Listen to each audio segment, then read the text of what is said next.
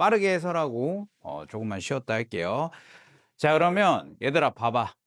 가나지문은 보게 되면 가지문만 읽고 풀 수 있는 거 먼저 확인을 해줘야 됩니다.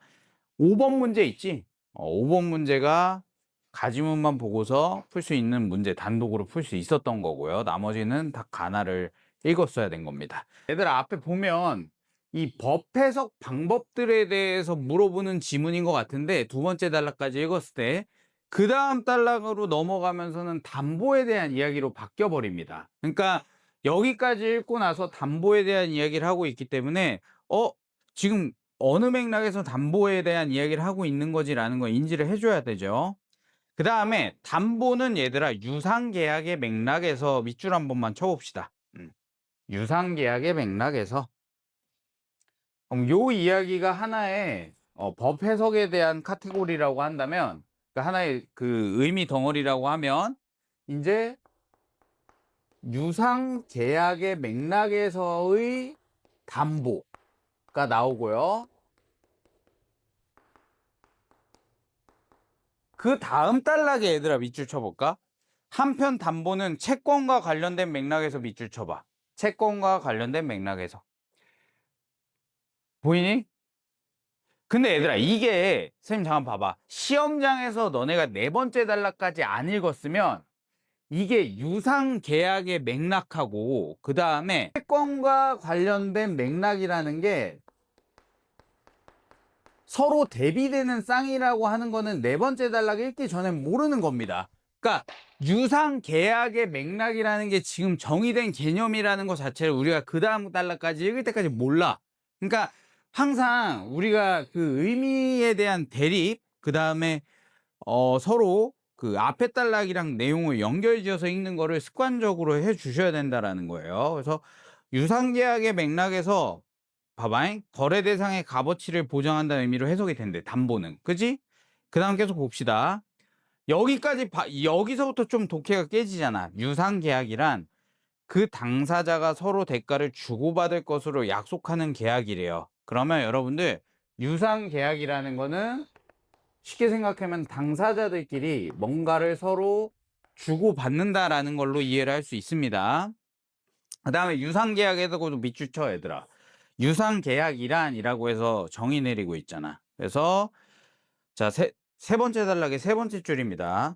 유상계약의 일종인 매매계약에서 목적물이 계약체결 당시부터 있었던 하자 때문에 어떤 서로 주고받을 물건이 있는 거야. 당근마켓으로 생각해 봅니다.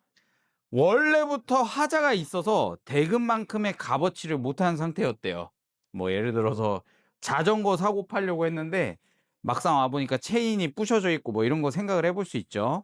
그러면 매도인이 여러분들 사는 사람이에요, 파는 사람이에요? 파는 사람이지. 파는 사람은 그 하자의 발생의 원인이 무엇이든 담보 책임을 져야 된다. 그러니까 이 예시를 통해서 알 수 있죠. 세 번째 단락의 첫 번째 줄, 거래 대상의 값어치를 보장한다는 게 담보래잖아. 언더되니? 그러니까 파는 사람이 담보 책임을 져야 된다. 그 거래 대상의 값어치를 보장해줘야 된다라는 의미로 해석을 할 수 있습니다. 그래서 그 책임의 내용은 얘들아 손해배상이 원칙이지만 손해를 원래 배상해줘야 된다는 거예요. 판 사람이. 하지만 만약에 하자로 인해 매수인이 계약의 목적을 달성할 수가 없어. 매수인 산 사람이 정확히 뭔지는 모르지만 계약의 목적을 달성할 수가 없어. 하자가 있어서. 그러면 매수인은 계약을 파기하고 대금 환불을 청구할 수도 있다. 그럼 여러분들 보세요. 지금 유상계약의 맥락에서 원칙은 뭐야? 원칙은 이 담보에 대한 겁니다. 원칙은 손해배상. 그 다음에 이제 부차적으로 이제 나머지 케이스, 얘가 이제 그러니까 다른 케이스죠. 예외라고 선생님이 그냥 정리를 할게요. 예외 상황에서는 그냥 계약 파기를 할 수 있다라는 겁니다. 하자가 발생한 것 때문에 야, 이거 도저히 계약을 진행할 수 없어. 이 정도 맥락으로 진행을 할 수가 있고요. 환불을 해줘야 된대. 이 계약 파기하고 환불. 이게 법률적으로 여러분들 물론 손해배상하고 환불은 다른 맥락입니다. 여기서는 이제 손해배상하고 환불에 대한 거를 명확하게 구별지진 않기 때문에 요 정도로 파악하고 넘어가 주시면 돼요. 그 다음 단락 봐봐. 한편 담보는 채권과 관련된 맥락에서는 그럼 우리 시험장에 있었어. 앞에 봐봐. 유상계약의 맥락이라는 거를 파악을 하면서 담보물을 유상계약의 맥락이라는 걸로 파악했을 때는 서로 그 물건을 사고 파는 맥락에서 파악이 되는구나. 가치를 주고받는 거구나 라고 판단을 한 거죠. 그 다음 단락 봐봐. 채권과 관련된 맥락에서는 이라고 나오면 이 맥락 두 개가 대비가 되네라는 거 이제 알 수가 있는 거야. 채권의 실현 가능성을 보장하기 위한 조치라는 의미로 해석된다. 근데 여러분들 채권의 실현 가능성을 위한 조치 이거 다른 말로 취한하기 되게 어렵지? 형이상학적이죠? 그 다음에 이제 계속 봐야 돼 그럼. 담보물건이 그 예이다 하면서 예시가 나오네. 금전 채권은 뭔지 보세요. 채권자가 권리를 가진 사람이 채무자로부터 돈을 받아야 실현이 되는데 채무자가 돈을 지급하지 않으면 강제 집행을 거쳐야 된다라는 겁니다. 그러니까 채권 관련된 맥락에서는 이렇게 사람 둘이 있으면 한마디로 얘가 빚쟁이인 거예요. 돈 꿔갔니. 그래서 얘네 둘이 서로 채권하고 채무 관계가 나오는 산정이 되는데 그거에 대해서 설명을 해주고 있는 겁니다. 그래서 채무자가 돈을 지급을 안 해. 채무면 여러분들 빚이 있는 사람입니다. 의무자. 그래서 돈을 지급 안 하면 강제 집행. 가서 때려서 이제 가져와야죠. 근데 강제 집행의 목적물이 부동산이면 어때? 그 부동산을 경매하여서 마련된 경매대금을 배당받음으로써 금전채권이 실현된다. 보세요. 얘가 이제 빚쟁이인데 얘한테 집이 한 채 있었던 거야. 근데 뒤에 보면 알겠지만 그러니까 얘한테 돈을 받아야 되는 애들이 채권자들이 한 명이 아닌 거예요. 그래서 요 집을 팔면 돈이 띵 나올 거 아니야. 근데 그거를 돈을 받으면 어때? 그 경매할 마련된 경매대금을 배당받아서 금전 채권 권리가 실현된다라는 겁니다. 집 한 돈이 여기로 가겠죠? 집이 좀 그림이 안 예쁘네. 집을 판 돈이 얘네들한테 갈 거 아니야. 이때 경매대금을 배당받을 금전 채권자가 여럿이면 각 채권자는 각자의 채권액에 비례하여 배당받아야 되는 것이 원칙이다라는 거죠. 그러니까 얘네 빚쟁이들이 그러니까 요 빚쟁이가 채권자들한테 꾼 돈이 다 다를 거 아니야. 그 비율에 맞춰서 이 집을 판 돈을 배당해 줘야 된다라고 설명을 하고 있네요. 그러나 그 채권자 중에 담보물건을 가진 자는 담보물건 밑줄 치고요. 위에 나왔던 용어죠. 경매대금에서 자신의 채권액을 먼저 배당받는다. 그럼 아까 네 번째 단락의 첫 번째 줄에서 뭐라 그랬어? 채권의 실현 가능성을 보장한다 그랬지. 이제 이 말이 이해가 되니? 그러니까 돈을 얘가 집 팔았어. 돈이 예를 들어서 1,000만 원이 나왔다고 쳐봐. 근데 A라는 사람한테 300만 원, B라는 사람한테 300만 원, 그 다음에 C한테 400만 원을 300으로 하면 안 된다. 1000단위로 올리자. 3천, 3천, 4천만 원을 이제 얘가 빚을 진 거야. 그러니까 원래대로면 3대 3대 4로 나눠야 되죠. 이 1000만 원이란 돈을 300, 300, 400을 받아가지고 채권을 실현했을 거 아니야. 부족하긴 하지만 지문에서 뭐라 그래? 담보물건 가진 자는 자기 거를 먼저 배당받는다라고 했고 실현 가능성을 보장받는다라고 했으니까 맥락상 어때요? 이 1000만 원이 얘가 만약에 담보물건을 가지고 있으면 모두 이 사람한테 1000만 원이 간다라는 겁니다. 이해되죠? 그래서 요 정도로 이해를 해주셨어야 됐고 여러분들이 채권자 그 다음에 채무자라는 표현에 익숙하지 않았으면 이 가지문을 읽는데 조금 시간이 오래 걸렸을 수 있습니다. 그리고 다시 한번 강조해 주는 거는 여러분들 만약에 실현 가능성을 보장하기 위한 조치다라는 문장이 무슨 뜻인지 몰랐을 때 반드시 밑에 나와 있는 예시까지 연결해서 읽는 습관을 들이도록 하세요. 수능날 가도 어차피 우리가 못 읽는, 그러니까 처음에 읽었을 때 의미가 파악이 안 되는 문장은 무조건 나옵니다. 그래서 5번은 여러분들 선지를 우리가 어떻게 빠르게 판단하는지 생각을 해봐. 1번은 아까 선생님하고 같이 봤지. 그 다음에 2번 보세요. 법조문에서 담보에는 자 봐봐. 채권자의 금전 채권 실현 가능성을 보장하는 조치라는 법적 의미가 부여되기도 한다. 얘들아, 잠깐 봐봐. 채권자의 금전 채권 실현의 가능성을 보장하는 조치라는 거는 앞에 보고 얘기해 봐. 이거 몇 번째 단락에서 나온 거 같니? 그래서 2번 선지가 결국에 보면 채권과 관련된 맥락에서의 그 담보를 설명하고 있는 거구나라고 판단하면 2번이 쉬운 거잖아. 언더되니? 그다음에 3번 봐봐. 금전 채권자가 여럿인 경우에는 지금 그 보면은 경매액이 나오니까 마지막 채권과 관련된 맥락에 대한 설명이죠. 담보 물권의 존재 여부는 경매 대금 배당 순위에 영향을 준다. 너무 쉽죠? 담보 물권이 있으면 어때? 한 명한테 먼저 준다라는 내용이 나왔잖아. 그 다음에 만약에 3번 선지가 여러분들 시험장 가서 얘네들은 좀 쉬웠던 게 서술어가 뭐라고 나와 있냐면 그냥 영향을 준다지. 뭐 우선한다 뭐 한다 이런 내용도 아니잖아. 그러니까 영향을 준다라는 내용은 여러분들 우리가 앞에 있는 내용 그 좀 낯설더라도 제대로 독했으면 충분히 풀 수 있죠. 그 다음 4번 봐봐. 유상계약에서의 담보는 이라고 나와 있으니까 이제 여러분들 세 번째 단락에서 말한 그 담보구나라고 머릿속에 색인이 되죠. 당사자 간 거래 대상의 값어치를 보장하는 의미로 해석되므로 자 교환 대상 간의 값어치가 일치해야 밑줄 쳐보세요. 근데 이게 얘들아 아까 전에 세 번째 단락의 유상 계약의 맥락에서는 뭐라고 나와 있냐면 담보가 거래 대상의 값어치를 보장하고 유상 계약이라는 게 서로 대가를 주고받는다라고 나와 있거든. 그러면 사실 4번 선지의 뒷부분 방금 밑줄 친 부분 보면서 아니 당사자들 간에 서로 대가를 주고받는다라고 했잖아. 그러면 대가를 주고받는다라는 것 자체는 값어치가 일치한다라는 의미로 볼 수 있지도 않을까라고 생각이 들어야 돼요. 언더되니? 그렇게 생각 안 했냐?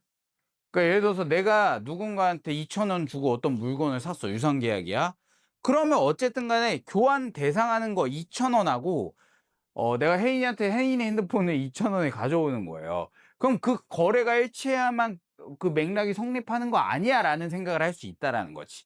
그래서 4번은 요건 좀 아닌 것 같은데 라고 생각하고 지문을 한번 스캔했는데 값어치 일치한다는 내용 없는 거야. 그럼 우리가 해줘야 되는 최고의 행동은 뭐냐? 시험장에서 값어치가 일치해야 된다 아닌 거에 대한 우리가 뭔가 정량적인 평가를 하려고 하지 말고 세모를 치고 5번을 넘어가야죠. 그래서 5번 봅시다. 부분 설명이네. 법조문의 입법 과정에서 여러분들 논의된 내용을 바탕으로 그 의미를 해석하기도 한다. 근데 아까 전에 입법 과정에서 논의된 게 여러분들 두 번째 단락 보면 역사적 해석이거든. 그러니까 역사적 해석으로 해석하기도 한다. 전혀 틀린 게 없는 문장이죠. 그럼 4번 고르고 넘어가시는 겁니다. 아시겠죠? 명확하게 어떤 답이 정해져 있다라고 보기보다는 이 사고과정 통해서 우리가 판단하는 연습을 좀 많이 해줘야 돼요. 아시겠죠? 선생님도 이렇게 풀었던 문제입니다. 그 다음에 나단락 바로 이어서 보도록 할게요. 나 같은 경우에는 이게 여러분들 6, 7번 문제를 틀린 학생들이 많죠. 6, 7번도 어떻게 접근해야 되는지 설명해 주도록 하겠습니다. 나를 한번 밑줄 치면서 보자. 보증이란 나와 있으니까 보증에다 밑줄 치세요. 자, 채무자가 채무를 이행하지 않으면 그 채무를 다른 사람이 이행해 주기로 하는 거다라고 설명을 하고 있죠. 그럼 나지문 같은 경우에는 여러분들 보면 채권자 있고 채무자 있겠죠. 채무자가 있는데 이제 채무자가 채무 이행을 안 했어. 그럼 다른 사람이 대신 이행하기로 하는 겁니다. 그래서 이때 원래 채무자를 뭐라고 하냐면요. 주채무자라고 해요. 그 다음에 채무를 대신 이행해 주는 사람을 얘들아 뭐라고 이야기하냐면 보증인이라고 이야기를 하고 있습니다. 그래서 보증인이 부장하는 채무는 뭐라 그래? 보증 채무다라고 질문에서 정의를 내리고 있죠. 문제 푼 거 보니까 여러분들 요거는 이렇게 손으로 그려서 했는데 잘했어요. 그래서 보증은 얘들아 담보의 기능을 수행함으로 주채무가 소멸되면 보증채무도 당연히 소멸된다. 근데 밑줄 쳐볼까? 보증은 담보 기능을 수행함으로 밑줄 한번 쳐보세요. 근데 아까 전에 그 가단락이랑 우리가 연결을 해서 생각을 해보면 가의 마지막 단락에서 뭐 채권의 실현 가능성을 보장하기 위한 의미의 담보의 의미가 쓰인다라는 이야기는 있거든. 근데 그것만 보고서 우리가 보증이라는 게 왜 담보의 기능을 수행하는지 머릿속에서 바로 떠오르진 않아요. 하지만 가단락이랑 나단락을 연결하는 구간이구나라는 거 정도는 인지를 하면서 읽어야 되죠. 그 다음 계속 보자. 주채무가 소멸되면 보증채무도 당연히 소멸된다라고 하는데 이거는 좀 상식적이지 않니 얘들아? 얘가 돈을 갚았어. 그럼 보증채무도 사라진다. 이건 뭐 되게 그 일상적인 의미이기 때문에 납득이 됩니다. 그 다음에 여러분들 보증이 D 봐봐. 성립하려면 채권자와 보증인을 당사자로 하는 보증계약이 필요하다. 보증계약의 밑줄 치고요. 결국에 보증계약이라는 게 하나의 계약 형태를 정의하고 있네요. 얘네 둘 사이에 보증계약이라는 게 있어야 된다라고 합니다. 그래서 보증계약은 봐봐. 보증인에게만 채무를 발생시킴으로 예입니다. 유상계약이 아니다라고 이야기를 하고 있어요. 근데 유상계약이 뭐였는지 앞에 단락이랑 또 연결되지. 앞에 한번 가봐. 가의 세 번째 단락. 유상계약은 뭐냐면 서로 당사자들 간의 대가를 주고받을 것을 약속하는 계약이에요. 언더되니? 근데 밑에 다시 넘어와봐. 보증인에게만 채무를 발생시킴으로 유상계약이 아니다라고 이야기하고 있습니다. 보증계약은 밑줄 친 기억 볼게요. 이는 주채무자와 봐봐. 주채무자와 보증인 간에 보증의 대가를 지급하기로 하는 계약이 별도로 체결되어도 마찬가지다. 이 얘기는 뭐냐면 주채무자가 이 보증인한테 아 슈발 야 내 빚 대신 갚아준다고 해서 고맙다. 그래서 너한테 따로 나 보증서 주니까 얼마를 줄게 대가를 지급하기로 하는 계약이 별도로 되었다 하더라도 유상계약은 아니다라는 거예요. 그러면 우리 6번 문제를 먼저 한번 보고 넘어갑시다. 이게 얘네 둘 간에 보증서 주기로 해서 대신 내가 돈을 좀 줄게 라고 해서 이러한 형태로 진행이 됐음에도 불구하고 왜 보증계약이라고 하는 게 유상계약이 아니냐라는 겁니다. 그러면 우리가 이게 왜 정답이 어려웠냐면 어느 정도 정답은 알고 있을 거예요. 봐봐. 사실 얘가 뭔가 값어치를 받는 게 없기 때문인 거거든? 언더되니? 근데 이렇게 생각할 수 있잖아. 주채무자한테 돈을 받는다며 라는 거잖아. 그렇죠? 그러면 선지에 나올 수 있는 건 뭐야? 채권자한테 뭘 받는 게 없다라는 내용이 나와야지 이게 정답인 거죠.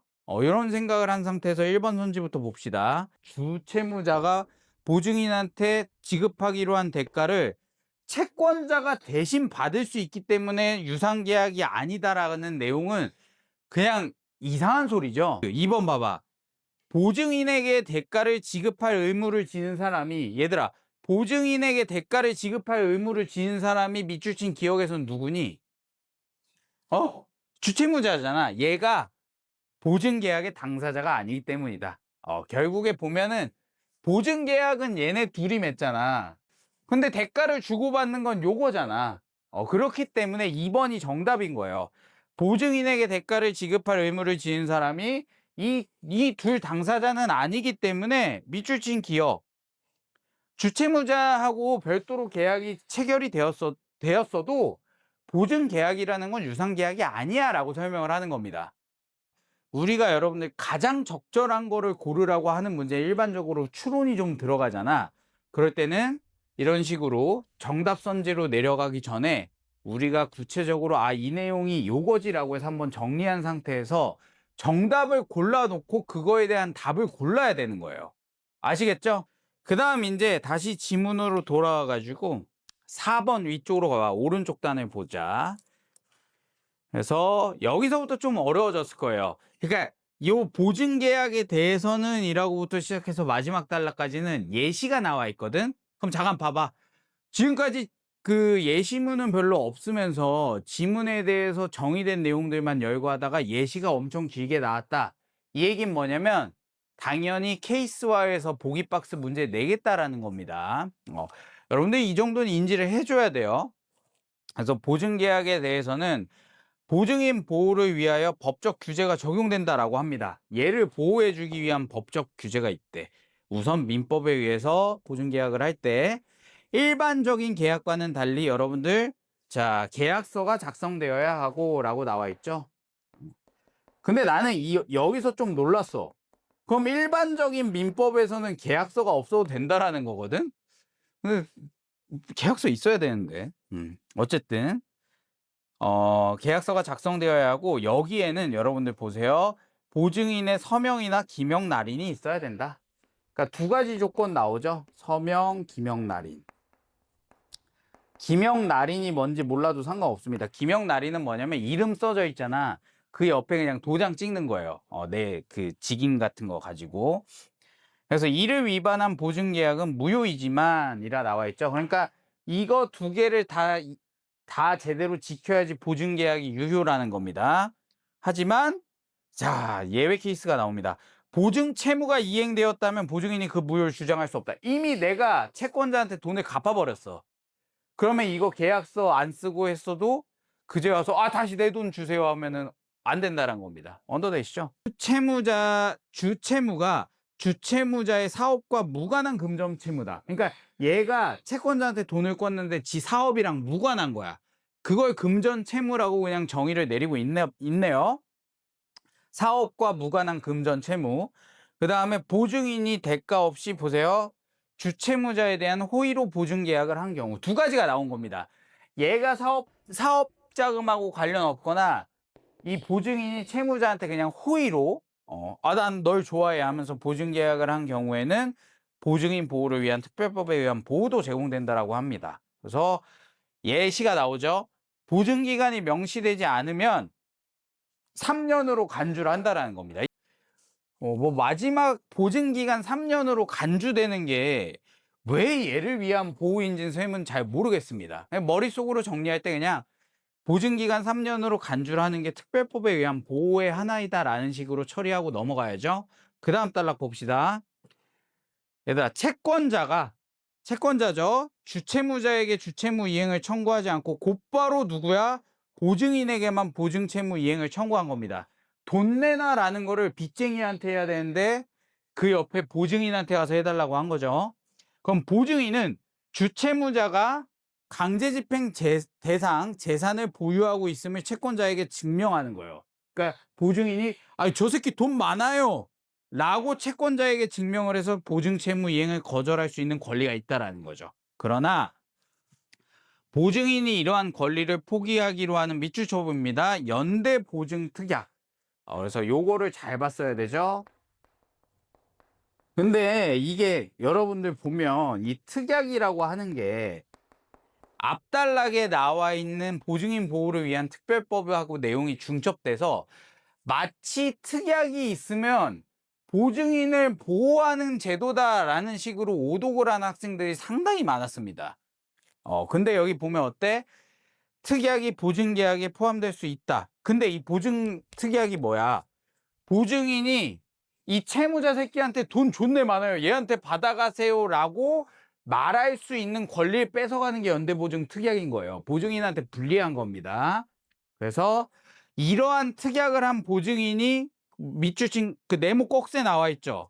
연대보증인인 거예요. 걔는 채권자가 곧바로 주채무 전액에 해당되는 돈의 지급을 요구하더라도 거절할 수 없는 겁니다. 그러니까 7번을 틀린 학생은 연대보증 특약을 잘 못 봤을 수 있죠. 그래서 마지막 단락 봅시다. 연대보증인에게 보증인 보호를 위한 특별법이 적용되는지가 문제가 되는데 어떠한 해석 방법을 따르느냐에 따라 결론이 달라진다. 뭐뭐에 대한 이해로 가장 적절한 거거든. 그럼 머릿속에 이제 그 인덱싱을 해줘야 돼요. 준비를. 연대보증인. 이 새끼죠. 연대보증인. 얘인데 일반 보증인이 아니라 연대 보증인입니다. 연대 보증 특약에 가입되어 있는 새끼예요. 1번 봐봐. 4, 5번이 헷갈렸을 거야. 4번 골랐니? 몇 번 골랐어? 1번 골랐으면 지상렬 선택지였습니다. 괜찮아. 보증인의 대가 없이 호의로 보증 계약을 한 거는 특별법에 의한 그냥 보호가 제공되는 애인데 범주가 다르잖아. 아, 느낌 알겠어? 설명하고 있는 대상 자체가 다른 거거든, 영역이. 그럼 1번은 그냥 가차없이 지워야 됩니다. 그지? 그 연대 보증인은 뭐야? 보호를 못 받는 애들이잖아. 이렇게 생각을 해도 되고요. 그 다음에 2번 봐봐.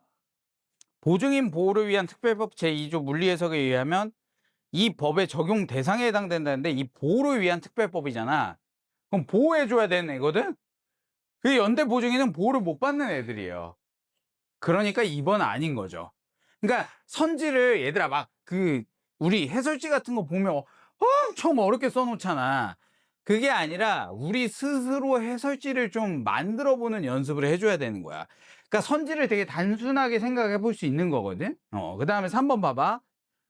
채권자 누구야? 권리를 가진 사람, 돈 꿔준 사람이 주채무자에게 채무 이행을 청구하지 않는 한 보증 채무의 이행을 거절할 권리가 있다. 야, 이 3번 골랐으면 완전 지상렬이죠. 보증 채무의 이행을 거절할 권리가 없는 애가 연대 보증인입니다.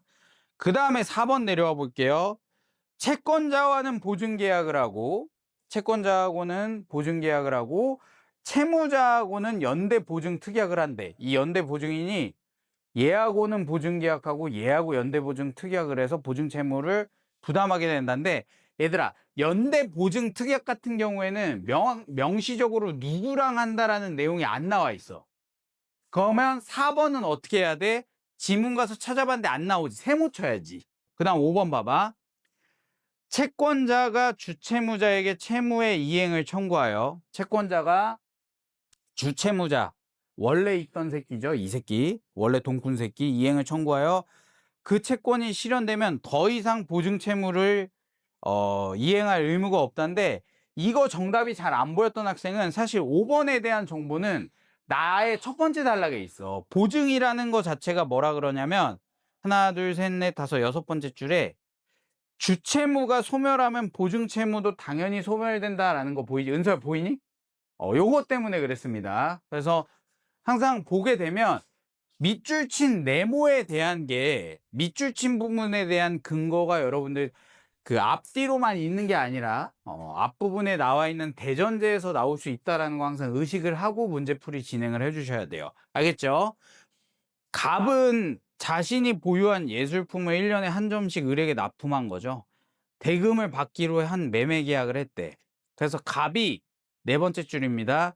을에게 대금 채무에 대한 담보를 요구한 거예요. 그럼 지금 보니까 갑이 채권자네요. 그 다음에 을이 채무자이고요. 그러니까 담보를 요구하니까 을은 병에게 보증을 서달라고 한 겁니다. 병이 보증인인 거예요. 그래서 보증 계약을 해줬죠. 호의로 뭐라고 나와 있어? 호의로 대가 없이 했다라고 나와 있거든. 그렇게 나와 있습니다. 이에 갑이 을에게 예술품의 납품을 시작했고 2년 동안 대금을 지급하다가 이 새끼가 쨌죠. 그 다음에 뭐라 그랬어? 마지막 줄에 갑이 병한테 1,000만 원 달라고 이야기한 겁니다. 을하고 연락이 잘 안 되는지 병한테 바로 이야기한 케이스고 여러분들 1번부터 5번 나와 있는데 자 봐봐 1, 2번 선지는 가만히 보면 가지문만 가지고서 풀 수 있는 거거든. 근데 당연히 우리가 문제 내는 사람이라고 한다면 여러분들 보증에 대한 내용이 포함된 선지를 가지고서 정답을 만들 확률이 훨씬 높죠. 그래서 3번 선지부터 보겠습니다. 실제로 근데 답이 3번이 돼버렸죠. 몇 번으로? 3번 한번 봅시다. 맞았니? 맞았나요? 잘 풀었죠? 3번 한번 봐봐. 보증 계약서에 병의 서명이 있고 연대보증 특약이 없대요. 연대보증 특약이 없다라는 부분에서 학생들이 실수를 엄청 많이 했습니다. 근데 얘들아 봐봐. 연대보증 특약이 없다라는 거는 얘가 연대보증을 할 필요가 없다라는 거지. 그지? 그 다음에 또 뭐라 나와 있어? 보증 계약서도 있고 얘 서명도 있어요. 그죠? 그러면 이 보증 계약으로서의 요건을 모두 성립을 한 겁니다. 을에게 강제 집행 대상이 있음을 병이 갑에게 증명을 한 겁니다. 보세요. 이 새끼 돈 많으니까 얘한테 가져가세요. 보증인인 저한테 가져가지 말고. 증명했더라도 병은 갑이 요구한 1,000만 원의 지급을 거절할 수 없다는데 거절할 수 있는 거죠. 연대 보증인이 아니니까 라고 해서 쉽게 풀리는 문제였다. 근데 1, 2번 이제 내려오면서 선지도 봐봐. 갑이 납품한 예술품에 갑의 행위와 무관한 하자가 있어 라고 이야기하고 있잖아. 그럼 1번 선지도 여러분들한테 요구하는 건 이거야. 봐봐. 만약에 갑의 행위에 무관한 하자가 있어서 손해가 발생했다라고 하면 얘들아 앞에 지문에서 그 무관한 하자와 관련된 내용은 어디밖에 없었지?